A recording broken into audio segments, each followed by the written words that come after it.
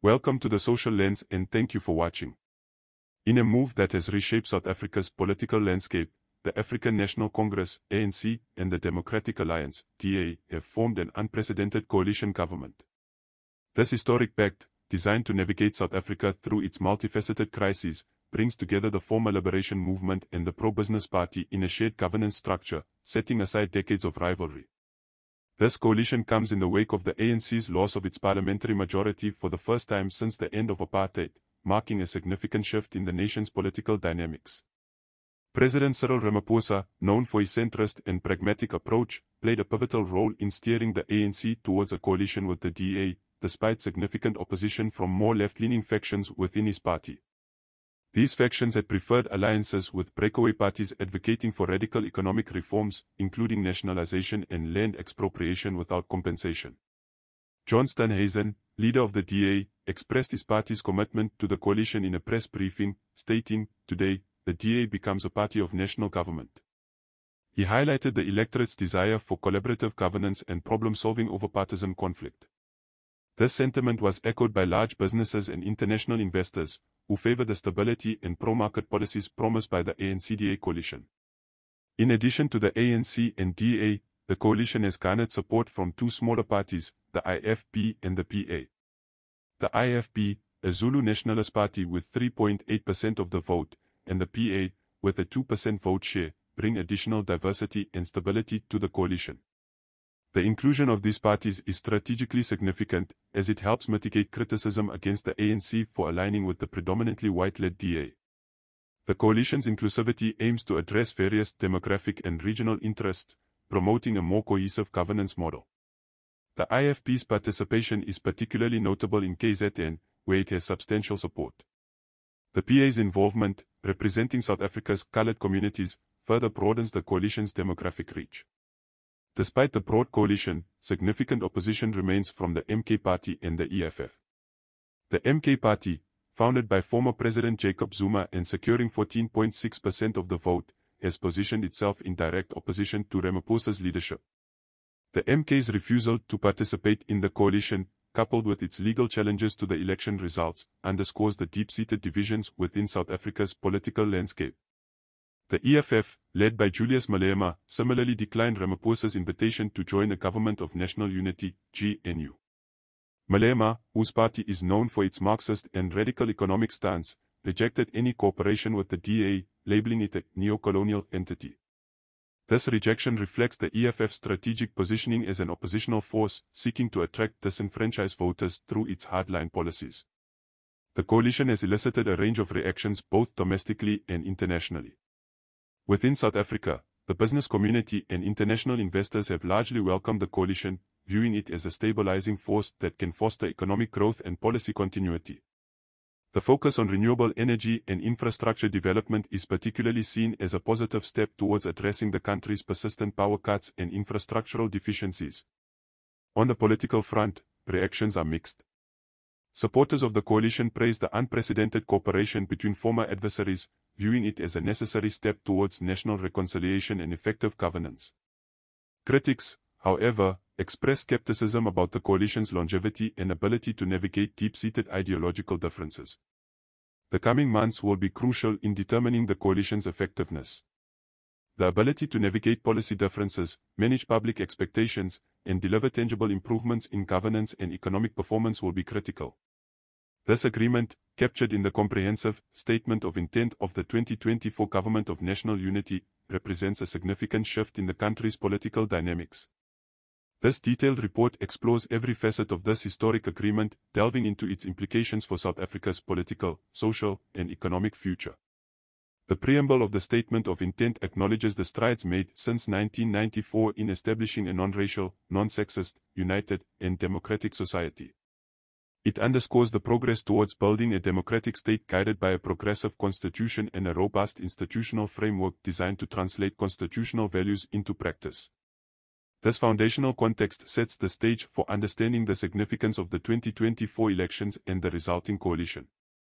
At this critical juncture, the coalition partners recognize the imperative to ensure stability and peace, tackle the triple challenges of poverty, unemployment, and inequality, and entrench constitutional democracy and the rule of law.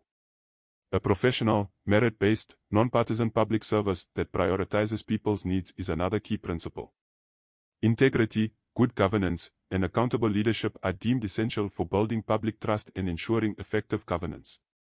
These principles form the bedrock of the coalition's approach to governance, aiming to create a responsive and inclusive government. The agreement outlines a comprehensive program of priorities for the 7th administration, reflecting the coalition's commitment to addressing South Africa's most pressing challenges. The first priority is rapid, inclusive, and sustainable economic growth. The coalition prioritizes fixed capital investment, industrialization, job creation, and livelihood support. This includes structural reforms, fiscal sustainability, and the sustainable use of national resources.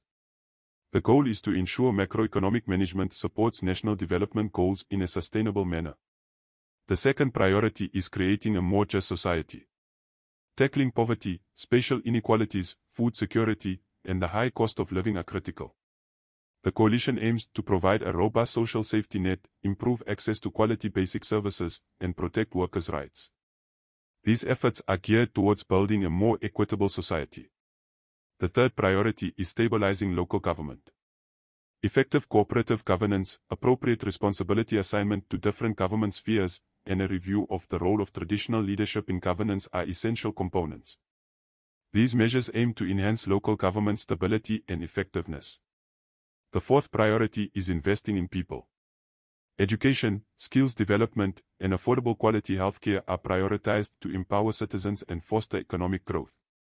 The coalition recognizes the importance of human capital development in achieving long-term national goals. The fifth priority is building state capacity.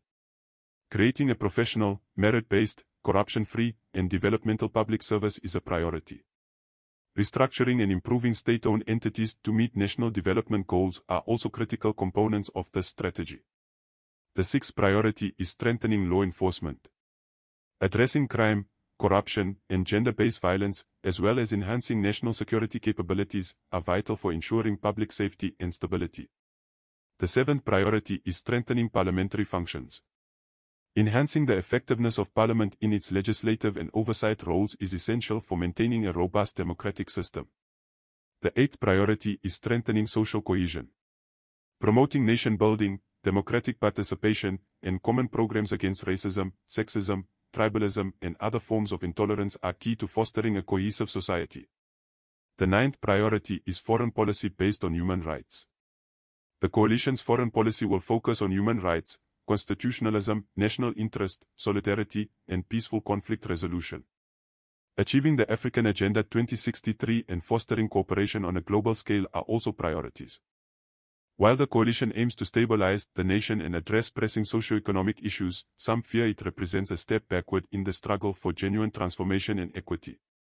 Since the end of apartheid in 1994, the ANC has been the dominant political force in South Africa, leading efforts to dismantle institutionalized racism and address the socio-economic disparities created by decades of white minority rule.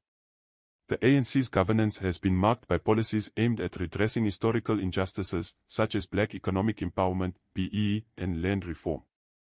The DA, on the other hand, has been perceived by many as a party that primarily represents the interests of the white minority and the business elite. Its policies often emphasize free market principles, which critics argue do not adequately address the deep-seated inequalities in South African society. The prospect of the DA wielding significant influence within the government raises fears that the hard-won gains of the post-apartheid era could be undermined.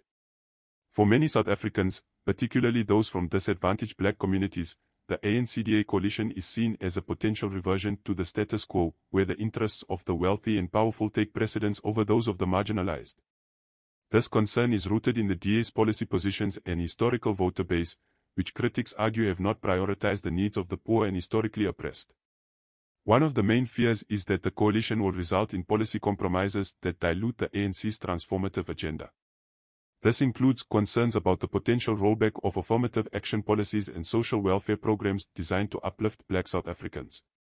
Critics worry that the coalition's focus on economic stability and investor confidence could come at the expense of necessary radical reforms. The coalition has also been criticized as a missed opportunity for the ANC to align with more ideologically similar pro-black parties, such as the EFF and the MK Party.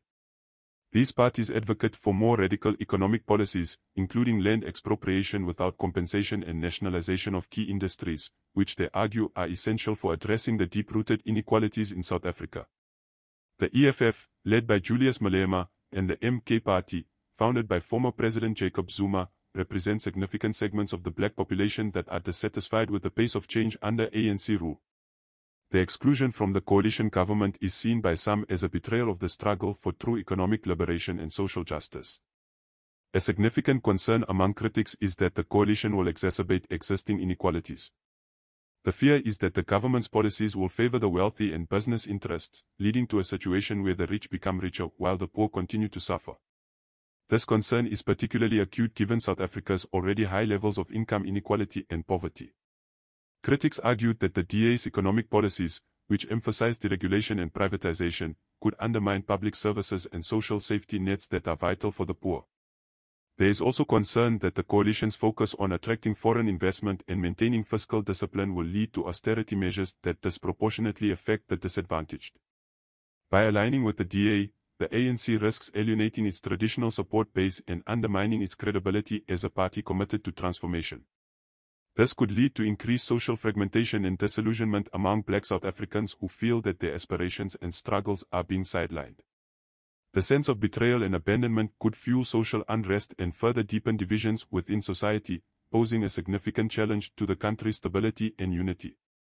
However, for the coalition to succeed in this balancing act, it will need to demonstrate a genuine commitment to inclusive growth and equitable development. This includes ensuring that economic policies do not disproportionately benefit the wealthy and that measures are in place to protect and uplift the disadvantaged. As South Africa embarks on this new chapter, the success of the GNU will hinge on the ability of its leaders to prioritize the national interest, navigate ideological differences, and maintain public trust through transparent and accountable governance. This historic coalition has the potential to set a new precedent for political cooperation in South Africa, offering a beacon of hope for a united and prosperous future. If you found this video informative, please click the like button and consider subscribing to the channel. Until next time.